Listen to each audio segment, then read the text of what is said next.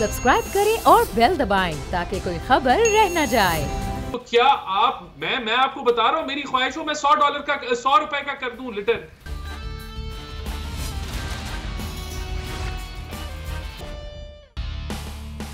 अस्सलाम वालेकुम नाज़रीन, प्रोग्राम द स्पेशल रिपोर्ट के साथ मैं हूं मोहम्मद कामरान। मीठी ईद के बाद अब सियासी माहौल एक बार फिर तल्ख होता दिखाई दे रहा है। पाकिस्तान तहरीक इंसाफ ने जलसों का ऐलान कर दिया हुआ है और अब पाकिस्तान तहरीक इंसाफ का यह कहना है कि यह अवामी तहरीक तब तक जारी रहेगी जब तक नए इंतखाबात नहीं हो जाते हैं। अब जलसों के बाद अब इरादा लॉन्ग मार्च का है और इस्लामाबाद की जानिब ये मार्च किया जाएगा 20 से 29 मई के दरमियान। दूसरी जानिब अगर बात की जाए पाकिस्तान मुस्लिम लीग नून की, तो इन जलसों के जवाब में पाकिस्तान मुस्लिम लीग नून भी जलसों का इरादा रखती है।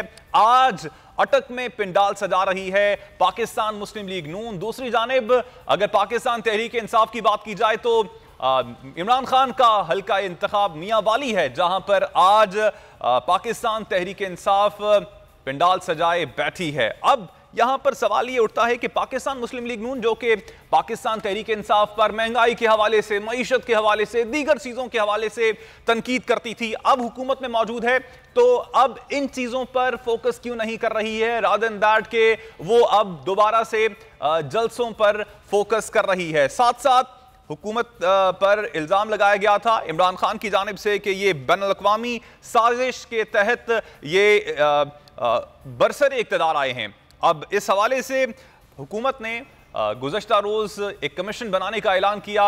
मरियम औरंगज़ेब का इस हवाले से यही कहना था कि इस कमीशन में वो अफराद शामिल होंगे जिस पर कोई भी उंगली नहीं उठा पाएगा। दूसरी जानिब पाकिस्तान तहरीक इंसाफ ने यकसर मुस्तरद कर दिया इस कमीशन को और कहा कि जुडिशल कमीशन वो चाहते हैं और ये भी चाहते हैं कि उसकी समाअत ओपन रखी जाए। अब यहाँ पर बड़ा सवाल ये उठता है कि क्या हुकूमत जो है वो डिस्ट्रैक्ट हो रही है और जिस तरह से जाल बिछा रही है पाकिस्तान तहरीक इंसाफ, उसी तरह उसी जाल में फंसी जा रही है। क्योंकि इससे पहले पाकिस्तान मुस्लिम लीग नून का ये मौक़िफ़ था कि ऐसा कोई ख़त एग्जिस्ट ही नहीं करता है और ये सब जाली है, वैसे ही लहराया जा रहा है, अंदर कुछ लिखा नहीं गया और ना ही ऐसी कोई साजिश हो रही है। और अब अगर जुडिशल कमीशन भी बना दिया जाता है तो उसकी ओपन हेयरिंग कैसे की जाएगी? ये मामलात ही कुछ ऐसे जिनको ओपन हेयरिंग जिनकी नहीं की जा सकती। इस हवाले से बात करेंगे हमारे साथ पाकिस्तान तहरीक इंसाफ के रहनुमा राना एहसान साहब। बहुत शुक्रिया राना साहब आपके वक्त का। पाकिस्तान पीपल्स पार्टी के रहनुमा नादिर गबोल भी हमारे साथ मौजूद हैं। नादिर साहब आपका भी शुक्रिया और कुछ ही देर में पाकिस्तान तहरीक इंसाफ के रहनुमा शौकत बसरा भी हमें ज्वाइन करेंगे। राना साहब आपसे गुफ्तगू का आगाज करना चाहूंगा, क्या समझा जाए पाकिस्तान मुस्लिम लीग नून इस वक्त प्रेशर में आ चुकी है कि जलसों के जवाब में जलसे कर रही है, रादर देन दैट के फोकस करे वो मईशत पर, रादर देन दैट के वो फोकस करे महंगाई पर अवाम पर फोकस करे? बिस्मिल्लाहिर्रहमानिर्रहीम।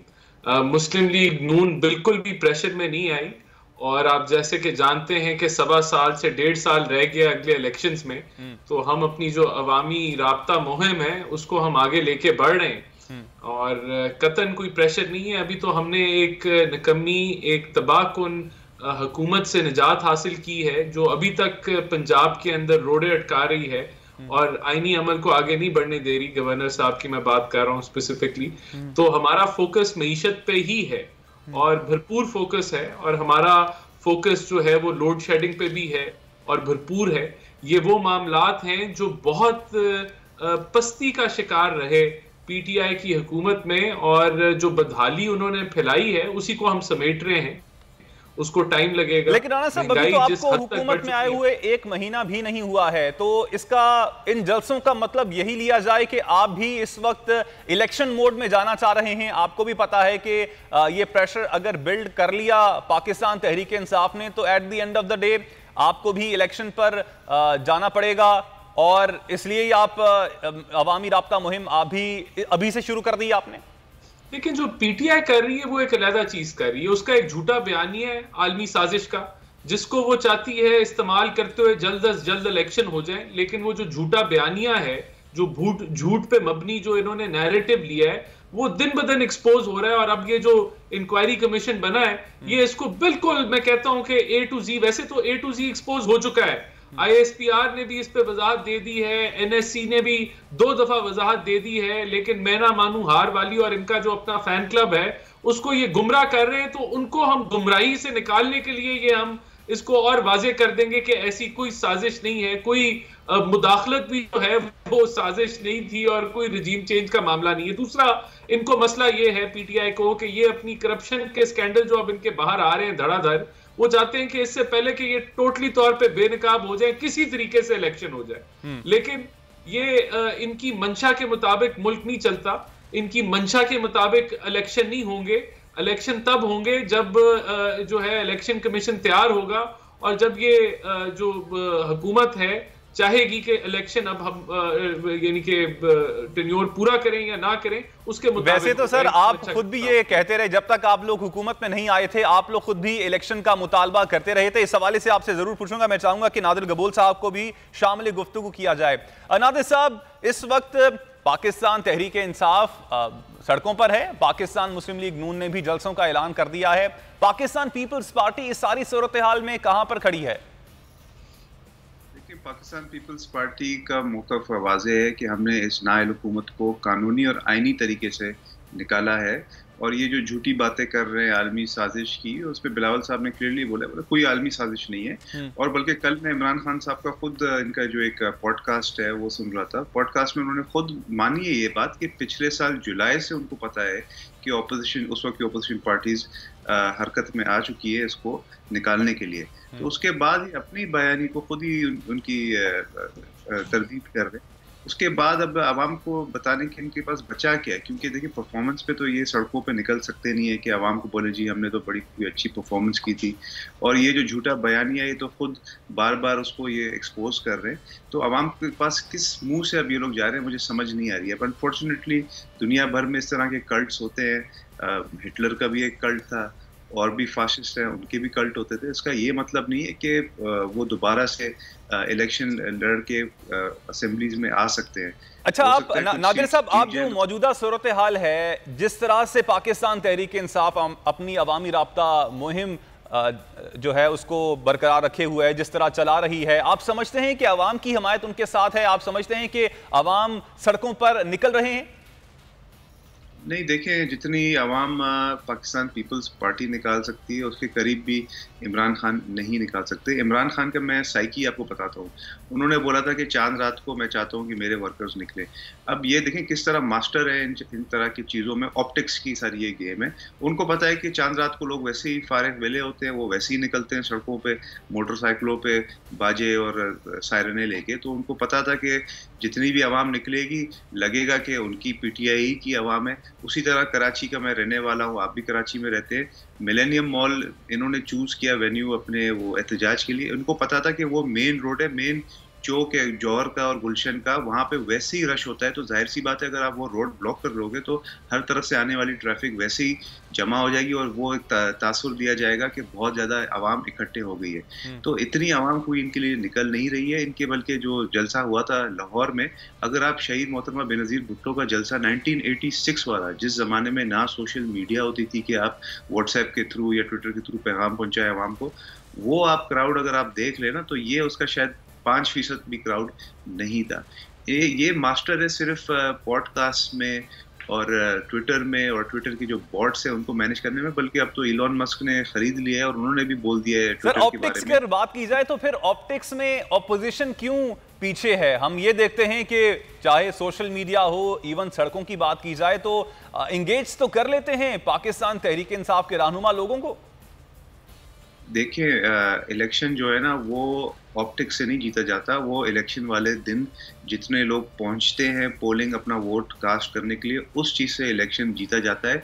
हाँ, शर्त ये है कि कोई खलाई मखलूक आके डब्बे चोरी नहीं कर ले और पोलिंग एजेंट्स को बाहर निकाल के रिटर्निंग ऑफिसर्स को यरगमाल ना बनाए। और अभी यही लग रहा है कि इंशाल्लाह जो आने वाला इलेक्शन है उसमें कोई गैर जमहूरी मुदाखलत नहीं होगी, और अल्लाह करे ऐसा ही हो। फिर आप देखेंगे कि इमरान खान वही वाला इमरान खान जो 2002 में सिर्फ 1 सीट जीत सका था, अब शायद 4-5 सीट जीत जाए। मगर उसके अलावा इमरान खान या उसकी पार्टी को उम्मीद नहीं होनी चाहिए। और कल कराची के इनके एक MNA शकूर शाह जो कि मेरे हल्के से जबरदस्ती तो जितवाए गए थे। इतनी जो इस वक्त खप मची हुई है एक तरह की, तो आप लोग इलेक्शन पे ही चले जाएं, फोकस कर लें कि चलें अब एक पार्टी सड़कों पर है, वो चाह रही है कि इलेक्शन हो जाए। इससे पहले आप लोग जब ऑपोजिशन में थे आप लोग भी यही मुतालबा करते रहे हैं, तो वंस एंड फॉर ऑल इसको खत्म करें और इलेक्शन करवा दिए जाएं।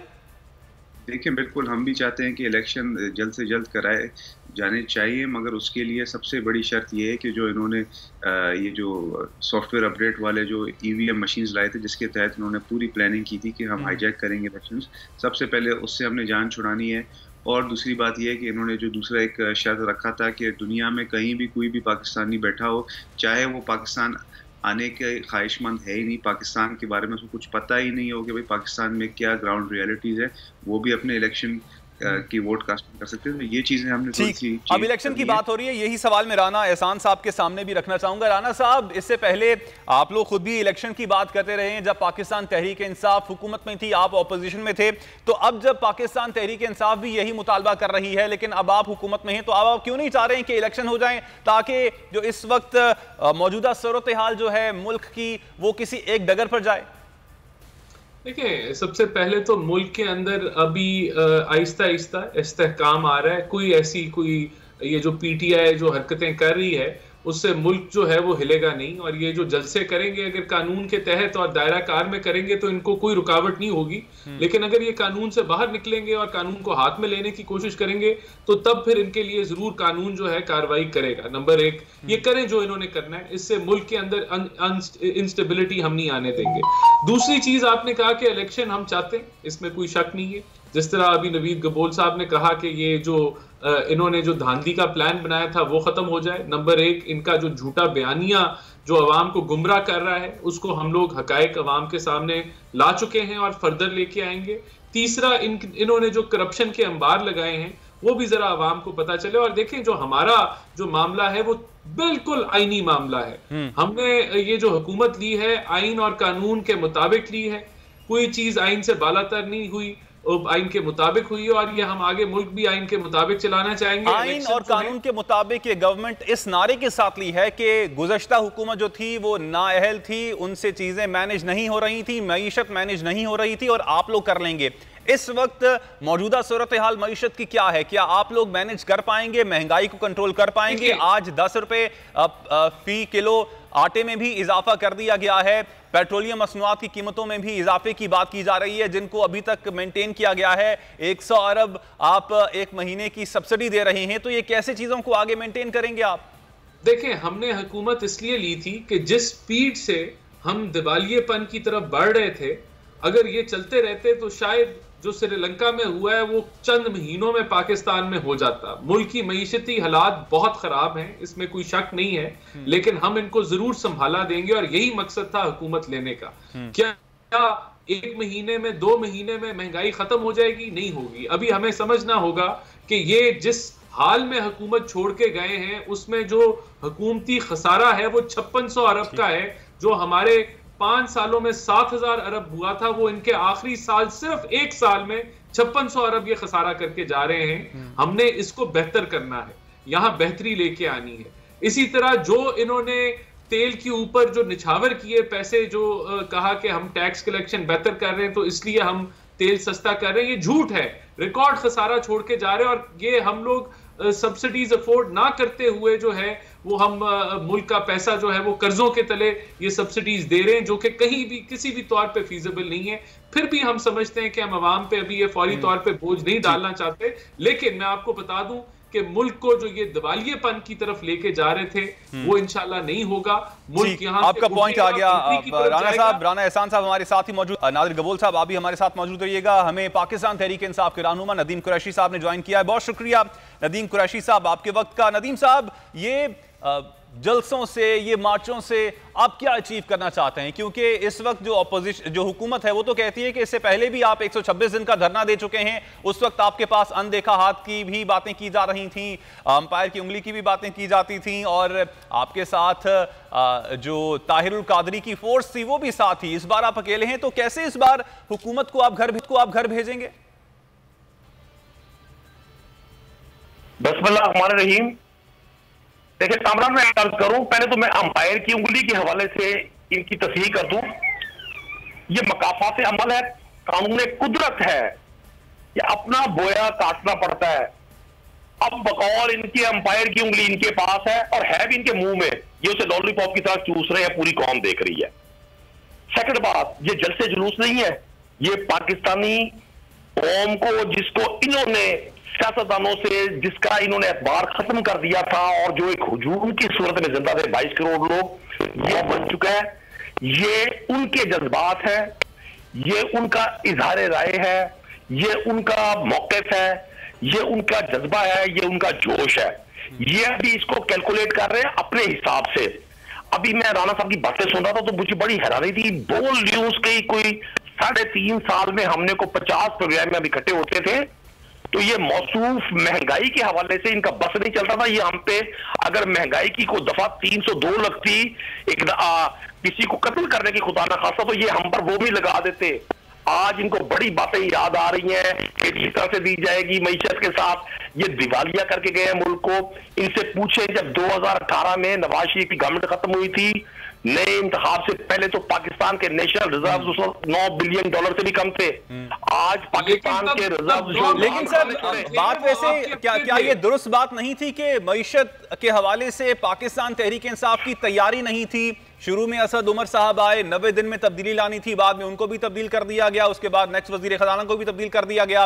At the end of the day आपको पता है कि बाहर से आपको वजीर खजाना लाने पड़े। तो आपकी जो तैयारी थी, क्या आपकी भी इस हवाले से दुरुस्त बात नहीं है कि नहीं थी? मैं आपको तर्ज कर दूं, किसी चीज पर गलती कर देना और दानिस्ता जराइम करने में जमीन और आसमान का फर्क है। बिल्कुल ऐसा ही था। प्राइम मिनिस्टर बिल्कुल पहली बार पाकिस्तान के प्राइम मिनिस्टर बने थे इमरान खान। बाज़ औक़ात हो जाता है डिसीजन मेकिंग पोजीशन में, लेकिन किसी जगह ना बदयांती थी, ना पाकिस्तानी कौम से खिलवाड़ था। आप इस बात को कैसे नजरअंदाज कर सकते हैं कि आज पाकिस्तान के नेशनल रिजर्व $21 से ज्यादा थे जब इमरान खान की गवर्नमेंट को इन्होंने एक साजिश के तहत, इंपोर्टेड साजिश के तहत खत्म किया। क्या वजह थी ऐसी? अब पूरी 500 लीटर पेट्रोल दे। आप तो कहते थे ना बहुत बड़े साइंसदान है, अब हमें आप $100 का डॉलर दे, आप 20 रुपए किलो आटा करें ना, अब आप फालतू बातें मत करें। कौम आपकी ये भाषण अब नहीं सुनना चाहती। आपने महंगाई की वजह से एक डेमोक्रेटिक गवर्नमेंट को सबूताज किया, एक डेमोक्रेटिक गवर्नमेंट को घर भेजा। अब आप बातें ना करें, कौम को चक्कर ना दें। आपका पॉइंट आ गया। अब ये सारे पॉइंट्स में रखता हूं राना एहसान के सामने। राना साहब, इसका आप काउंटर करना चाहेंगे? अब सवाल यहां पर अवाम यही करती है कि आप कहते थे कि ये तमाम चीजें जो हैं वो पाकिस्तान तहरीक इंसाफ के दौर में हो रही हैं, तो अब आपके दौर में क्या ये चीजें नहीं होंगी? अब देखिए, सबसे पहले तो हमें कुछ हकायक जो हैं, हम अपनी मर्जी मन मर्जी के नंबर्स बोलते जाएं तो ये यानी कि नेशनल टीवी पे आपको कम से कम जब आप नंबर बोलें तो वो सच्चे होने चाहिए।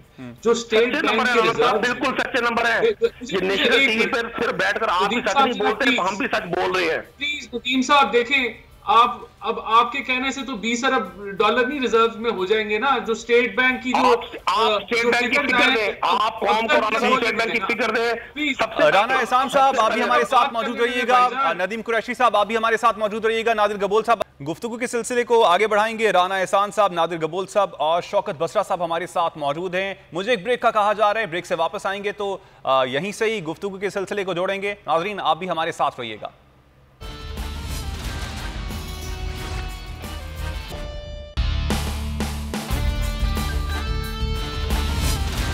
प्रोग्राम द स्पेशल रिपोर्ट में एक बार फिर खुश आमदीद। राना एहसान साहब हमारे साथ मौजूद हैं, नादिर गबोल साहब हमारे साथ मौजूद हैं, नदीम कुरैशी साहब हमारे साथ मौजूद हैं। राना एहसान साहब, बताइएगा, पिछली हुकूमत ने जो पेट्रोल में सब्सिडी दी थी, आपकी नज़र में क्या वो सही फैसला था और अब आप इसको कंटिन्यू करेंगे या फिर नहीं करेंगे?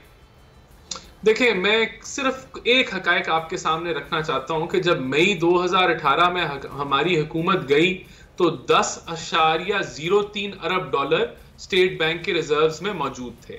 आज जब पीटीआई की हुकूमत छोड़ के गए हैं तो वो $10.85 अरब के रिजर्व छोड़ के गए हैं, लेकिन इन $10.85 अरब में 9 से 10 अरब सिर्फ दिखावे के हैं, वो खर्च नहीं कर सकते। इन शराइत पे इन्होंने कर्जे लिए। इसका मतलब है कि हमारे इस्तेमाल के लायक जो है वो चंद अरब थोड़े से हैं। तो ये दिवालियेपन की मैं आपको बता रहा हूं कि जो सूरत हाल ये छोड़ के गए, और ये स्टेट बैंक के फिगर्स हैं। मैं चैलेंज करता हूं कि इसको आप जो है वो एग्जैक्ट फिगर्स मैंने आपको दिए। दूसरा, आपने कहा कि पेट्रोल की सब्सिडी दी तो क्या वो ठीक दी, वो हम दे सकते थे, नहीं दे सकते थे। मैंने आपको बताया कि 5,600 अरब का खसारा होने जा रहा है। 4,000 अरब का खसारा इन्होंने बजट किया था फिस्कल डेफिसिट, उससे 1,600 अरब का बड़ा ज्यादा खसारा कर रहे हैं। तो ये आपको बताता है कि मुल्क के पास पैसे नहीं है।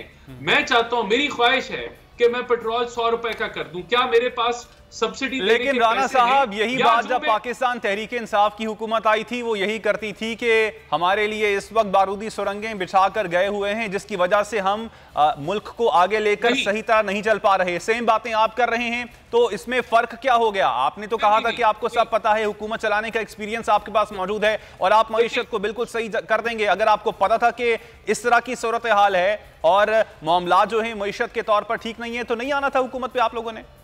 नहीं, हम पाकिस्तान को बचाने के लिए आए हैं, पाकिस्तान की मईशत को संभाला देने के लिए आए हैं। ये जो दिवालियेपन पे लेके जा रहे थे उसको रोकने के लिए लेके आए हैं। मुश्किलात होंगी, कुछ मुश्किल फैसले करने पड़ेंगे, लेकिन हम वो पाकिस्तान की मफाद के लिए करेंगे और इसको बेहतरी की तरफ लेके जाएंगे। मैं सिर्फ आपको ये बताना चाहता हूं कि ये हम जब कहते थे कि तेल की कीमत क्यों बढ़ाई, तो अगस्त 2021 में ये लोग 40-40 रुपया टैक्स ले रहे थे तेल के ऊपर। तब आलमी मंडी में तेल जो था वो $50 भी नहीं था, $60 भी नहीं था, और ये 50 रुपए आम आदमी की जेब से टैक्स की मद में उसको जुर्माना डाल रहे थे। तब हम कहते थे कि तेल क्यों महंगा किया है। अब तो आलमी मंडी में $105 पे कीमत चली गई है, 112 का हो गया। तो क्या मैं आपको बता रहा हूं, मेरी ख्वाहिश हो मैं $100 का कर दूं लीटर, लेकिन क्या हमारे पास पैसे हैं सब्सिडी देने के लिए? या जो हम पैसे सब्सिडी में दे रहे हैं अपनी जेब से, अभी इस वक्त हुकूमत जीरो टैक्स ले रही है, जीरो सेल टैक्स ले रही है, जीरो लेवी ले रही है, और अपनी जेब से 30 से 40 रुपए। तो सर, इसके पीछे तो फिर पाकिस्तान तहरीक इंसाफ की जो प्रेशर है वही है ना, कि वो सड़कों पर मौजूद हैं। आपको पता है कि इस वक्त अगर आपने पेट्रोल की कीमत में कमी की तो अवामी रद्द अमल आएगा। देखिए, मैं आपको बता दूं, देखिए हमें गाइड करना है अवाम को। अगर हम अपने कर्ज लेके, और वो भी इतना महंगा 15% पे कर्ज लेके ये तेल की सब्सिडी में निछावर करेंगे, तो मुल्क जो है उसका बिल्कुल कचूमर निकल जाएगा। लेकिन हम समझते हैं कि ये मुश्किल वक्त है अवाम पे, लेकिन हमें मुश्किल फैसले करने पड़ेंगे आगे आने वाले दिनों में। हमने मुल्क के लॉन्ग टर्म भले को संभालना है। हमने ठीक हो गया, आपका पॉइंट आ गया। अच्छा नादिल गबोल साहब, आप इस वक्त हुकूमत का हिस्सा हैं, मखलूत हुकूमत है और आप भी उसमें शरीक हैं। आपको क्या समझते हैं कि जो पाकिस्तान मुस्लिम लीग नून है वो करंट जो भी सूरत हाल चल रही है हमारी मईशत की, उसको संभाल पाएगी? देखिए, आपने खुद बोला मखलूत हुकूमत है, तो इसमें सिर्फ पाकिस्तान मुस्लिम लीग की एक्सपर्टीज नहीं है, डेफिनेटली बाकी भी जो पार्टीज हैं उनकी भी इनपुट है, और सब ने यही मिलकर फैसला किया कि इस वक्त मैक्सिमम हमने जो रिलीफ देनी है वो आवाम को देनी है।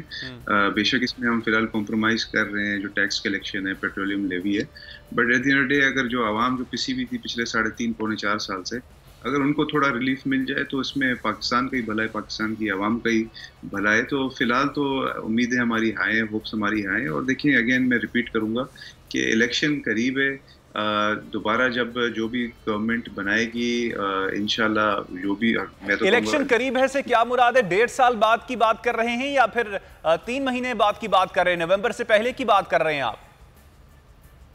नहीं, नवंबर से पहले तो मुश्किल नजर आ रहा है, मगर ये है कि नवंबर तक मोस्ट लाइकली ये है कि डेट्स अनाउंस हो जाएंगी, डेट्स की हमें कंफर्मेशन आ जाएगी।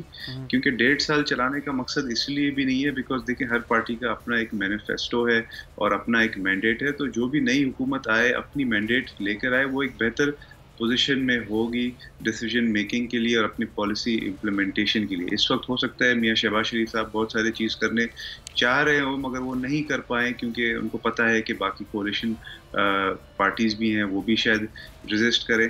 जैसे फॉर एग्जांपल ये जो मदीना का जो वाक़या हुआ, बड़ा अफसोसनाक वाक़या हुआ, जितनी भी कंडेमनेशन की जाए इसके ऊपर वो कम है, मगर पीपल्स पार्टी के अंदर कुछ आवाज़ें हैं ऐसी जो कह रही हैं कि देखें बहुत गलत हुआ, बहुत गलत हरकत हुई, मगर क्योंकि Pakistan Peoples Party usually against है political victimisation, specially using the religion card, तो हो सकता है कि पाकिस्तान पीपल्स पार्टी अग्री ना करे कि यहाँ पे FIR जो रजिस्टर हुई है वो सही मूव था या नहीं था। तो उस तरह की और भी चीज़ें आने वाले दिनों में ऐसी आ सकती हैं जिसमें डिसएग्रीमेंट्स हो सकती हैं। मैं ये नहीं कह रहा कि इसके ऊपर कोalition टूटने का कोई खतरा है, खुदा न खास्ता, मगर डिसएग्रीमेंट्स आती रहेगी जिसकी वजह से मियाँ साहब भी शायद थोड़ा सा रिलक्टेंट हुए।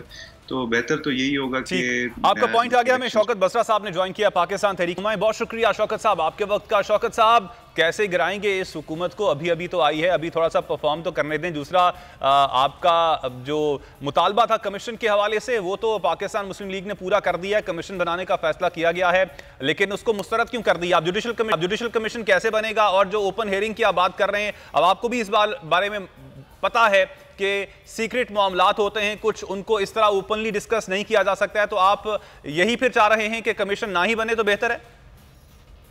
दो बातें हैं। पहले आपने पूछा कि ये कैसे गिराएंगे इनको। गिरोह को तो गिराने की जरूरत ही नहीं है, ये अखलाकी तौर पर, सियासी तौर पर वैसे गिरे हुए लोग हैं। जाहिर है कि जो एक इम्पोर्टेड हुकूमत जो एक साजिश के ताबे आई, खरीदो फरोख्त हुई, लूटमार हुई, अरबों रुपए की टीटियां, करप्शन, और जिस वजीर आजम का नाम ECL पे हो, जो वजीर आजम बेल बिफोर अरेस्ट पे हो, जिसपे मकसूद चपड़ासी वाला हो, नीचे चीफ मिनिस्टर, तो ये तो खुद ही आपने जो लफ्ज बोला, मैं तो इनको गिराने की जरूरत नहीं है, ठीक है। इसीलिए आप देख लीजिए कि आज सूरत ये है कि जो कुछ पंजाब में, पाकिस्तान में हो रहा है और पंजाब में हो रहा है, कि पाकिस्तान देख लें कि वहां पर जो आधी से ज्यादा काबीना जो है कोई कॉन्विक्टेड है, कोई बेलों पर है। तो ऐसे मुल्क नहीं चलते मेरे भाई, ना ऐसे निजाम चलते हैं। इलेक्शन के अलावा कोई रास्ता नहीं है, इसलिए इनको गिराने की जरूरत नहीं है। अगर सर इलेक्शन रिफॉर्म्स आपने किए नहीं हैं, अब अगेन बात वहीं पे आती है, इलेक्शंस हो भी जाते हैं, उसके बाद वो नताइज नहीं आते हैं जो कि आप एक्सपेक्ट कर रहे हैं, तो उसके बाद भी तो सेम सूरत हाल पे मुल्क खड़ा होगा जहां पे अभी खड़ा है। मैं गुजारिश करता हूं आप देखिए, इलेक्शन रिफॉर्म्स का जहां तक तल्लुक है, हमने इलेक्शन रिफॉर्म्स क्या करनी थी, तो वो हो गई कि EVM से इलेक्शन कराएं, किसी को इतराज ही नहीं होगा। जब एक यही हम कहते हैं ना, RTS बैठ गया था जनाब, वो जाली इलेक्शन था, ये जाली असेंबली थी, ये जब तक हम बैठे रहे ये जाली असेंबली थी, जब ये आके खुद बैठ गए ये असली असेंबली हो गई।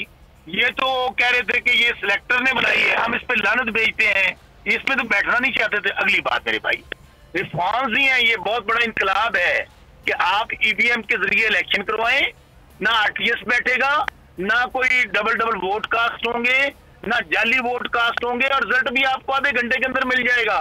तो 100 रिफॉर्म्स तो हो चुकी। अब ये रिफॉर्म जो चाहते हैं वो वही पुराना पाकिस्तान धांधली वाला सिस्टम, सारी चीजें अपनी मर्जी की लाना चाहते हैं। ऐसे नहीं होता मेरे भाई, अगर हम धांधली करवाना चाहते होते तो हम पुराना सिस्टम रखते। हम तो खुद कह रहे हैं कि अच्छा इलेक्शन फेयर एंड फ्री हो। और दूसरी बात, अब अवाम जो है ना, अब ये बातों से आगे निकल गई है, अवाम आगे निकल गई है, लीडर पीछे है। कभी मैं भी, मेरी भी 20 साल 25 साल से मैं भी पॉलिटिकल वर्कर हूँ, आप लोग भी माशाल्लाह सहाफत से मुंसलिक है सारे लोग। मैंने इतना जोशो जज्बा गली गली, नगर नगर, गांव गांव टेम्परेचर देख लें क्या है, और लोग रमजान मुबारक में, मैंने अपनी जिंदगी में इस किस्म की तहरीक चलते कभी नहीं देखी कि खान साहब अपने कमरे के अंदर हों और वहां ऐलान करें और पूरी दुनिया समेत पाकिस्तान के लोग सड़कों पर हों। चांद रात को हर आदमी बिजी होता है, उसे सुबह ईद करनी होती है, यकीन मानिएगा। सर जिस अवाम की आप बात कर रहे हैं, पाकिस्तान मुस्लिम लीग नून ये दावा करती है कि वो अवाम उनके साथ हैं, पाकिस्तान पीपल्स पार्टी ये दावा करती है कि ये अवाम उनके साथ हैं, फजलुर रहमान साहब कहते हैं कि ये अवाम उनके साथ हैं। आज नून लीग भी अटक में जलसा कर रही है, मियां वाली में आपका जलसा हो रहा है, तो ये तो सारी अवाम हर पार्टी के साथ हैं। प्यारे भाई, इसका हल क्या है, इसका पैरामीटर क्या है? बिल्कुल आप सही कह रहे हैं, मैं ये नहीं कहता कि उनके साथ अवाम नहीं है। अच्छा, अब इलेक्शन यही मांग रहे थे ना 3.5 साल से, इलेक्शन वाहिद हल है, तो इसका फैसला करेंगे इलेक्शन कि अवाम किसके साथ है।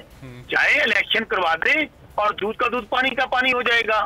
अब दूसरा सर, सवाल, अब मसला ये है कि जो भी हुकूमत में आता है वो इलेक्शन की जानिब नहीं जाना चाहता है। आप लोग भी जब हुकूमत में थे उस वक्त आप लोग भी यही कहते थे हमने इलेक्शन में नहीं जाना है। अब आप इस वक्त बैनुल-अक़वामी साजिश की बात करते हैं, उस वक्त कहते थे कि मैंने तो शुक्र अदा किया कि ये 3 स्टूजेस जो हैं वो आ गए हैं, मेरे खिलाफ आ गए हैं और इन लोगों ने जो है तहरीक अदम एतमाद जमा करवा दी है। मेरे भाई, आप वो बात कह रहे हैं जो मैं आज भी समझता हूँ। हम एक इलेक्शन लड़कर आए थे, हमें मैंडेट मिला था और 5 साल असेंबली की मियाद है। इन लोगों ने एक दिन भी उस असेंबली को तस्लीम नहीं किया, ये कहते थे इलेक्शन करवाना है। अब ये क्या बात हुई कि दूसरी बात, आपने कहा था कमीशन के हवाले से बात की थी आपने। बात ये है अब तो कमीशन की जरूरत इसलिए नहीं रह गई कि दोनों दफा चले, हम तो एक सियासी जमात है, हमारा नहीं है। अफवाज पाकिस्तान ने उस लेटर को इंडोर्स किया, उसका डिमाश किया कि पाकिस्तान के अंदर इंतहाई खुली मुदाखलत हुई है। और वो लेटर क्या है, उस लेटर को इंडोर्स किया। सर, उस प्रेस रिलीज को ना हर जमात ने अपनी तरह ट्रांसलेट किया है और जो चीज उनको अच्छी लगती है उसको उन्होंने बताया कि ये हमारे हक में जा रही है। जिस तरह आपने कहा कि हमारे हक में, नून लीग कहती है हमारे हक में। बसरा साहब हमारे साथ ही मौजूद रहिएगा। मैं चाहूंगा कि अभी एक फिक्रा भाईजान, ऐसे ना करें। ट्रांसलेट तो कारी को नहीं रहा, उसका तो सीधे सीधे फिक्रे हैं, ना कोई बोल रहे हैं ना उर्दू बोल रहे हैं। उर्दू जो कौमी ज़बान है उसमें मैं आपको बता देता हूँ कि इमरान खान के खिलाफ अदम इत्मीद आ रही है। इसको कामयाब करोगे तो पाकिस्तान बच सकता है, कामयाब नहीं करो तो पाकिस्तान को नताइज भुगतने पड़ेंगे। ये बता दें इसके बाद कौन सी इसकी ट्रांसलेशन है, कौन से लिखा है मेरे भाई, खुदा का खौफ करें। अब बसरा साहब, अब ये बात तो वही आती है ना कि ये अब आप पढ़ तो सकते नहीं है, ना आपने पढ़ा होगा। मैं करता हूँ, सर मिनट्स डिस्कस हुए थे, अब ये सर सीक्रेट एक्ट है, उसमें आप पढ़ ही नहीं सकते हैं। झूठ पे बात तो सुने, मैं इतना पढ़ा लिखा नहीं हूँ। ये कहाँ पढ़ा है भाई? हौसला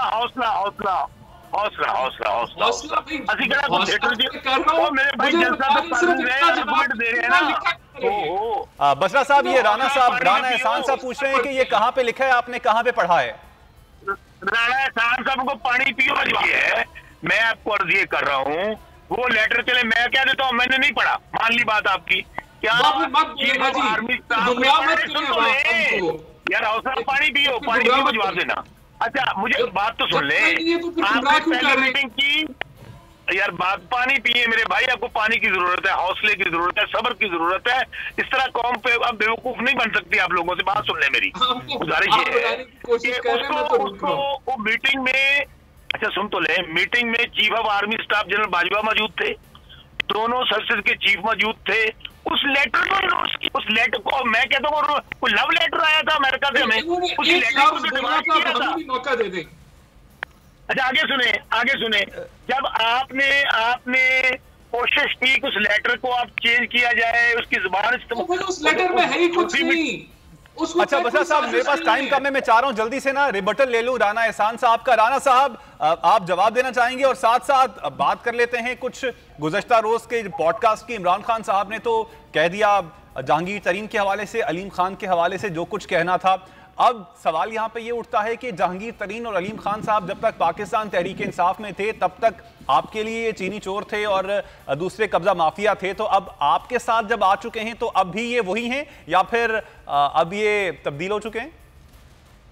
देखिए, ये जो इल्जाम उनके ऊपर है, ये इनके स्पेसिफिकली इनके ऊपर नहीं था, ये पीटीआई की हुकूमत के ऊपर था कि किस तरीके से चीनी को एक्सपोर्ट करने की इजाजत दी और फिर जब थी नहीं, मौजूद नहीं थी, कमी थी और फिर इंपोर्ट की गई और किस तरीके से सब्सिडीज दी गई।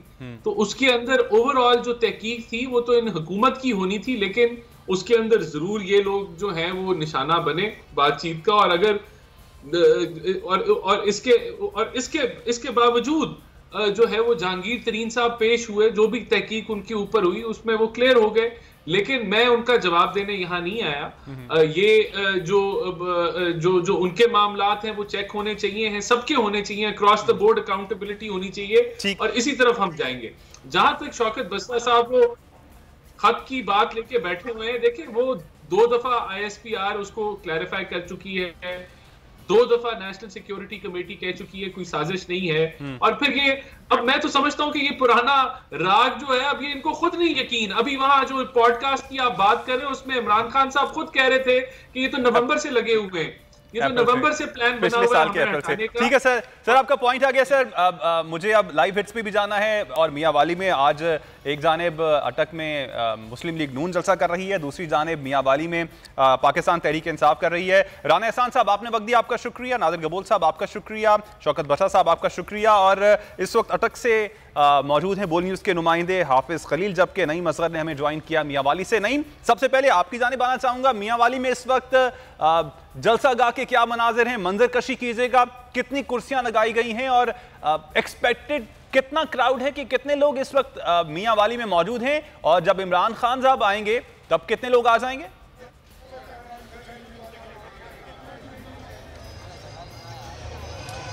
देखिए, इस वक्त हम मियांवाली में मौजूद हैं और मियांवाली के जनरल बस स्टैंड के सामने एक ग्राउंड है, खुला ग्राउंड है, जिसके अंदर जलसागाह बनाई गई है, जिसको जलसागाह का दर्जा दिया गया है।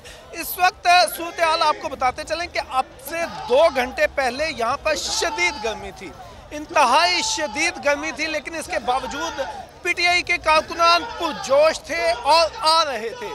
अभी भी इस वक्त भी ये जो पंडाल है वो भरा हुआ है, इसके बावजूद लोग आ रहे हैं।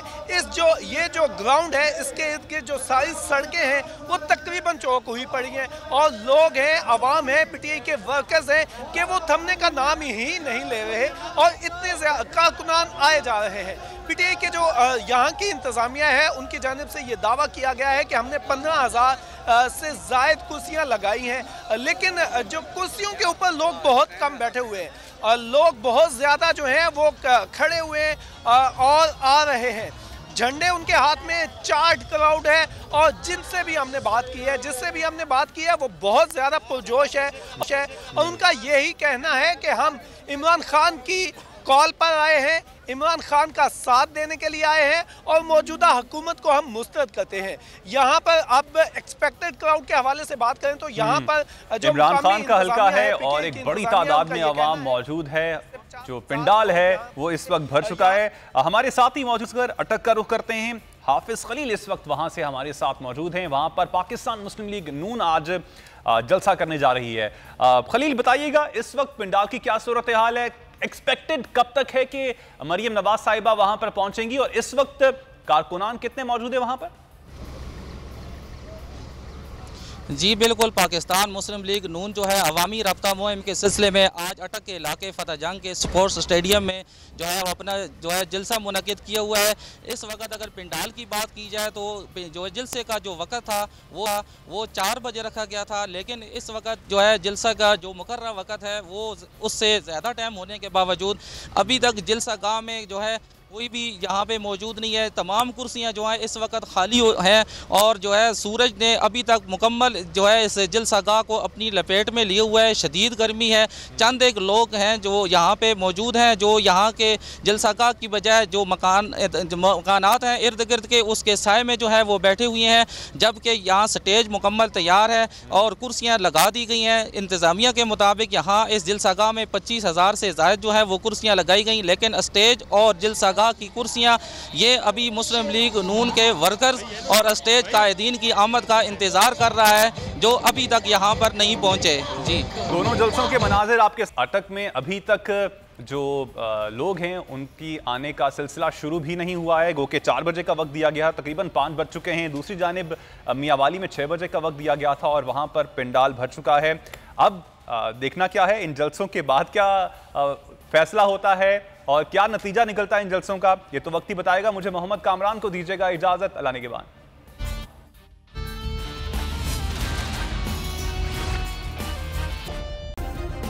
सब्सक्राइब करें और बेल दबाएं ताकि कोई खबर रह न जाए।